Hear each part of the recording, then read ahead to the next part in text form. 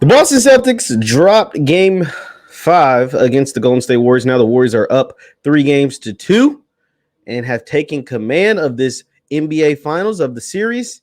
And I think they're going to close it out in 6 as I predicted before the series started. And we're going to talk about why the Celtics are not ready for this moment. They just aren't after the bumper.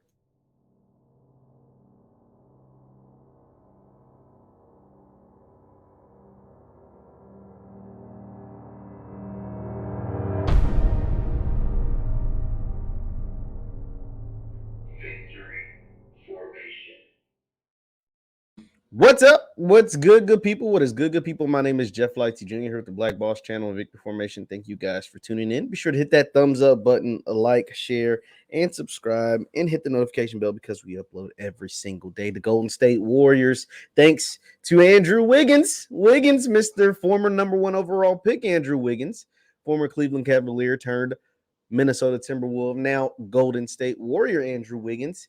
26 points, 13 rebounds, helped lead the Golden State Warriors to a 104-94 victory over the Boston Celtics in Game 5 of the NBA Finals. And Wiggins outplayed Tatum, the superstar over there in Boston. And even in a game where Steph Curry probably had his worst shooting performance in a playoff game ever, his worst shooting performance in an NBA Finals ever, 7-22, 0 for 9, his first playoff game ever without a 3, 0 for 9. And they still were able to come away with a 10-point victory. How does that happen? Well, that happens when your stars for the Celtics, Jayson Tatum, gets outplayed by Andrew Wiggins. When your other, rising star, a guy that I've called a star, Jaylen Brown, goes 5 for 18 from the field. When your point guard, Marcus Smart, commits 4 turnovers. Brown has 5 turnovers to go with Tatum's 4 turnovers. And as a team, they commit 18 turnovers to Golden State's 6. That's how you lose a game when Steph Curry has a terrible night shooting. That's how you lose an NBA Finals game, when you commit 12 more turnovers than your opponent. The Celtics aren't ready for this moment. And the Celtics are bigger, they're stronger, they're faster, they jump higher than Golden State. But Golden State's smarter. Golden State has it upstairs more than the Celtics. The Celtics basketball IQ at times is minuscule. It's very, very small. It's almost non-existent at times, because when it matters the most, they do some of the most bonehead things. And I saw it in the Milwaukee series, but Milwaukee just didn't have enough firepower. And I saw it in the Miami series, but Miami just didn't have enough firepower. All their guys were hurt, but they were able to stretch it 7 games, and Milwaukee was able to stretch it 6 games. Because the Celtics commit so many bonehead plays, it drives you crazy, even from their stars. Now, part of the reason is they don't have a real point guard. Marcus Smart is a really good defender, defensive player of the year. He is the energy, the heart and soul of that team. But he's not a real point guard. He's not a real guy to kind of facilitate and set up the offense. Now, you can say, Jeff, the Warriors don't have a real point guard. They don't. But they have Draymond, who can facilitate and set up Steph, Clay, Jordan Poole, Andrew Wiggins. Come out and have a 6-assist game. He had an 8-assist game the game before. Marcus Smart, who was the point guard of the Celtics, had 2 assists. Tatum is technically their best playmaker, and he only had 4 assists to go along with his 4 turnovers. So his turnover to assist ratio is horrible. It's 1-to-1. For every assist, he had a turnover. Whereas Draymond had 6 assists, it's only 2 turnovers. The team only had 6 turnovers in the entire game. This moment is too big for Boston. It's proving to be too big for Boston because you had a golden opportunity. In Game 4, nobody helped Steph. He went off for 43, but you blew the game. You had that game won. He had no help and somehow, some way was able to single-handedly, and what superstars can do in this league, single-handedly won that game for Golden State in Game 4. Draymond played horribly. Clay shot horribly. And he single-handedly was able to win that game. Well, actually, Clay didn't shoot bad. Clay actually had played a decent game. In game 5, Steph shoots horribly. He's never going to go. I'm fairly confident in saying he's never going to go 0 for 9.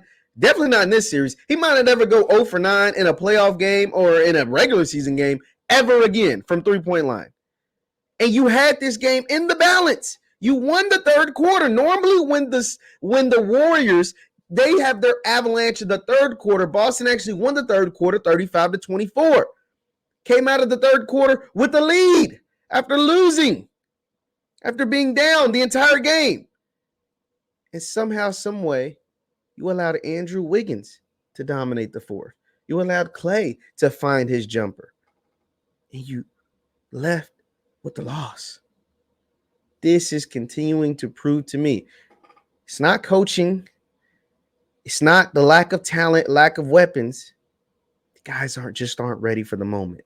The moment seemed too big for them because to go into San Francisco and walk away with the Game 6 win, it takes some big kahunas, and it takes a lot of this.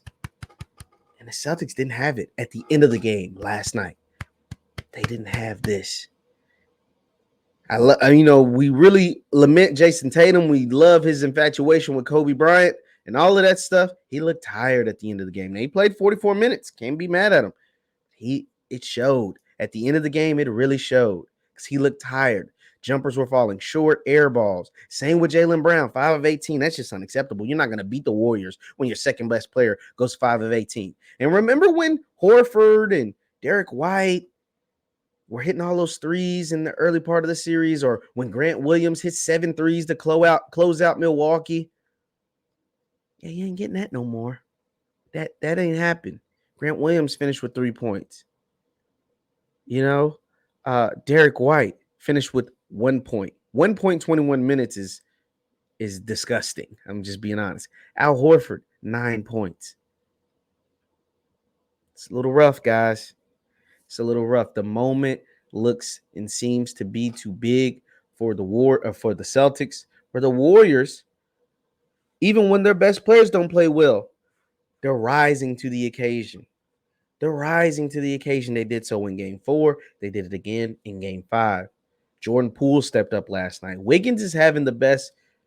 Obviously, he's having the best year of his career. He's having an amazing playoff run. He's guarded the best player on every team, the best winged player on every team. He's given Tatum fits. Giving Tatum fits. Just straight fits. While also snagging 13 rebounds, 16 rebounds in Game 4. And still being efficient in scoring. 17 points in Game 4. Another 26 in Game 5. Outplaying Jayson Tatum. Tatum in Game 6. It's win or go home for Boston, obviously. So let's see what Tatum is made of. The problem is, you're not going to get another dud like that from Steph Curry. You blew an opportunity. Let's see what you'll be able to do in Game 6. If you'll be able to keep your season alive, or if you're going to allow the Golden State Warriors to celebrate their 4th championship in 6 years on your home court in Boston. We'll have to wait and see. Leave your thoughts in the comments down below. Once again, my name is JeffLightsYJr with the Black Boss channel. Thank you guys for tuning in. Hit that thumbs up button. Like, share, subscribe on your way out. And I'll see you next time. Peace.